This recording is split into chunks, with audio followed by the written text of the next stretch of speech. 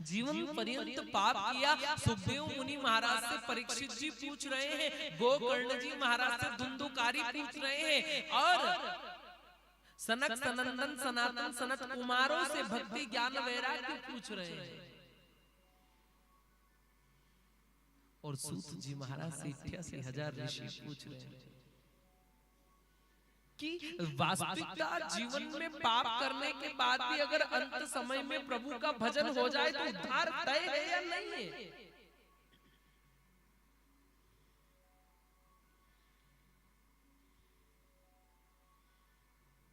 आप विचार करना, गंगा जी काई के लिए जाते हैं अपन, बोलो बोलो, काई के लिए जाते हैं अपन गंगा जी, बोलो, पाप धोने के लिए जाते हैं कि नहीं जाते हैं? हाँ, अब गंगा जी तुम पाप धोने जाओ, वहीं गंगा जी में जाके तुम पाप करो तो फिर कहां धोगे? बोलो, फिर इससे उचित कोई जगह है क्या? लोग गंगा जी भी जाएंगे, तीरथ भी जाएंगे, तीरथ में भी जाके पाप करके आएंगे। नहीं, तीरथ में लोग ऐसा जाए साहब, क्या क्या बताऊं, तीरथ में जाएंगे बस तैयारी देखो, तीरथ जाना है, कहाँ जाना है, हरिद्वार जा रहे हैं, हरिद्वार कब जा रहे हैं, बस जा रहे हैं, जाने की तैयारी। अब तैयारी में क्या क्या, एक काम करो, थोड़े से शक्कर पारे बना लो, थोड़ी सी सेव रख लो, थोड़ी सी इधर का मिक्सचर रख लो, थोड़ा सा खाने पीने का सामान रख लो, थोड़ा ये रख लो, थोड़ा वो रख लो, सब सामान हो गया। अब उनको पूछो कहाँ तीरथ जा रहे हैं, तो खाने का सामान ले जा रहे हैं, अच्छा मिले नहीं मिले तो अब तुम वहाँ भी जा रहे हो, और वहाँ भी तुम तुम्हारी सुख सुविधा देख रहे हो, तुम तुम्हारे खाने का इंतजाम करके जा रहे हो। कोई पूछे कहाँ तीरथ जा रहे हैं, तुम ये कैसा तीरथ है? ये तीरथ है? तीरथ वो है जहाँ सारी सुख सुविधा को छोड़ करके उस तीरथ में जाकर तुम थोड़ा भजन करो, थोड़ा पूजन करो, थोड़ी साधना करो, थोड़ी तपस्या करो, थोड़े भगवान के दर्शन करो, वो तीरथ। वो तो खावा पीवा को ले जाइए, हांडे चाहिए तीरथ, बोलो मेरे भगवान, वो तीरथ है। हमारे हिसाब में आप फिर तीरथ नहीं जाई रहा, आप जाई रहा काई बात खावा, काई बात जाई रहा। घना लोग तो ऐसा है जो तीरथ में कथा में जावेगे तो भी जावे कथा के नाम थी, ने वहां जाई ने खाई लेगा, पी लेगा, फिर कमरा में हुई जा।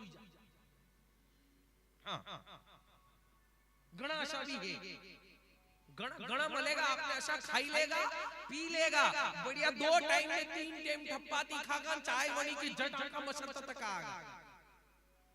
निमन के बाद वहां देखो कथा बेटा, कथा नहीं मलेगा भी कमरा में।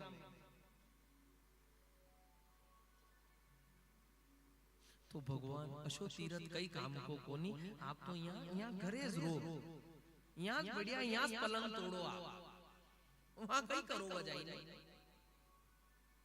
तीर्थ में पहुंच रहे हो तो तीर्थ में इतना प्रयास करो कि थोड़ा दान पुण्य हो जाए, थोड़ा एक काम करो, आप एक काम करो थोड़ा कि एक काम करो, थोड़ा सा तीर्थ में जाओ तो कभी भजन हो जाए, कभी संतों का संग हो जाए, कभी साधु संतों की सेवा हो जाए, कभी ब्राह्मणों की सेवा हो जाए, कभी थोड़ा पूजा पाठ हो जाए, थोड़ा गंगा में स्नान हो जाए, कभी थोड़ा पितरों के निमित्त तर्पण हो जाए, कभी पितरों के निमित्त ब्राह्मण भोजन हो जाए, कभी पितरों के निमित्त संतों के लिए भोजन हो जाए, और हो सके तो थोड़ा एक काम करो कि जो भोजन कर रहे हैं उनकी झूठी पत्तल उठा उठा के थोड़ा पुण्य कमा लो, थोड़ी कथा सुन लो, जीवन को सुधार लो। तुम यहाँ से कथा सुनने के लिए तीरथ में जा रहे हो, तुम वहाँ सोने के लिए नहीं जा रहे हो, न सोने के लिए जा रहे हो तो तुम घर पे ही पलंग तोड़ो, तुम तीरथ में मत जाओ। कथा सुनो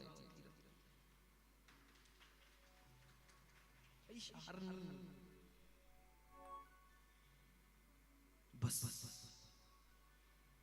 जिस अजामिल ब्राह्मण का कर्म देखने के बाद विचार नहीं कर सकते हो आपको उसका उद्धार होगा कि नहीं होगा।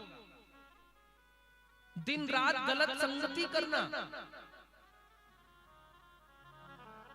कर्मण्यवाधिकारस्ते मा फलेषु कदाचन,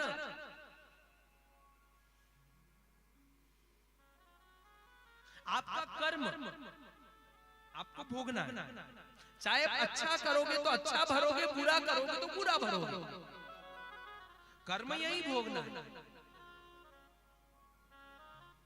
कर्म यही भोगना है। सब यहाँ का यही निपटारा होना है। ऊपर जाने वाले कोई नहीं, ऐसे तो नहीं जाएंगे। सब यहाँ का यहाँ भर के साफ सुथरे ऊपर जाएंगे।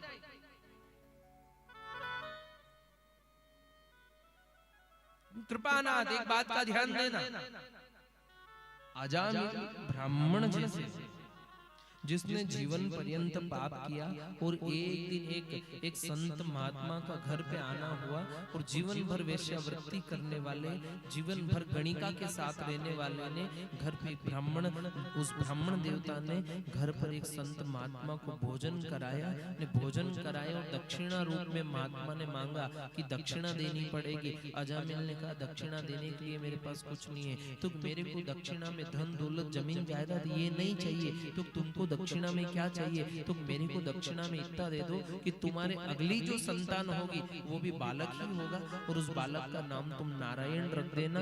उन्होंने कहा ठीक है, और वाक्य में जो संतान अगली हुई उस संतान का नाम भी नारायण रखा। संत महात्मा तो युक्ति बताकर चले गए, ध्यान देना, संत युक्ति बताते, इस चीज का ध्यान देना,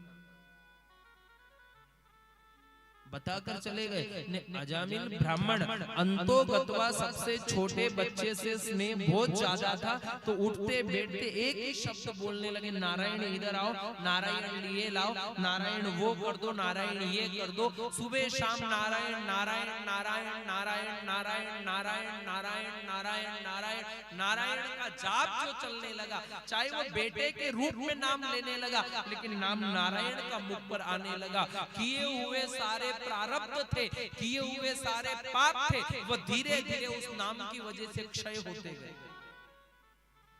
ने एक समय ऐसा आया कि अंतो गत्वा खटिए पे पड़े हैं अजामिल ब्राह्मण और पुकार रहे, अपने बेटे को बुला रहे, नारायण बचाओ, नारायण बचाओ। यमदूत के दूत दिखने लगे और चिल्लाने लगा, जीव कांपने लगा, थर्राने लगा और आंखें भर आई, बुलाने लगा, नारायण बचाओ। अपने बेटे को बुला रहे थे, लेकिन यहाँ ये संसारिक बेटा नहीं सुन रहा था। इस नारायण को बुलाते बुलाते कब भनक उस नारायण के कान तक पहुंच गई और वो नारायण दौड़ा चला आया और अपने पार्षदों के सहित जीव को उठा करके वैकुंठ में ले गए। यमदूत दौड़े दौड़े यमदूत के पास पहुंचे, वो दूत और कहने लगे, यमदूत कहे यमदूतन से अब पापी भी यहाँ आवत नहीं।